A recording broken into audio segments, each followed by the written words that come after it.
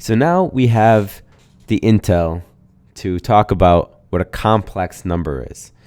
Now, a complex number is a number that has a real component and an imaginary component. It's in the form of this expression, a plus bi. Now, a and b could be any number under the sun, 10, 20, 50, negative 5, 7, whatever it is. But I is the square root of negative 1. All right, so a, this side, is the real side, and this side is the imaginary part of this complex number. And it's only imaginary because that I is part of that section.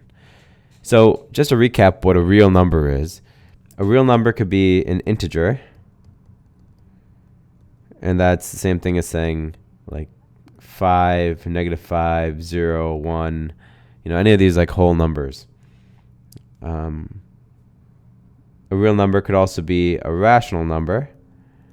And we define a rational number as any number that could be put into a fraction. So 3 halves, negative 1/4, 7. These are all rational numbers. And then finally, irrational numbers are also real numbers. And this is like pi, square root of 3, square root of 5.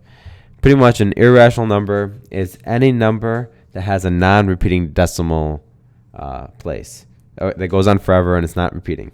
So, for pi, it's like 3.14159, and it continues, and there's no rhyme or reason to the next number that comes up.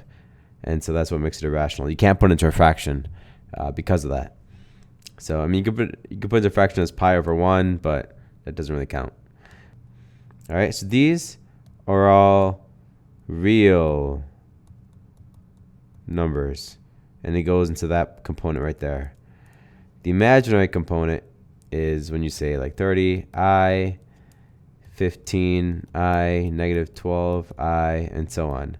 So an example of this is like 3 plus 20i, 5 plus 16i, negative 4 minus 7i, 0 plus 2i, which is the same thing as saying just 2i,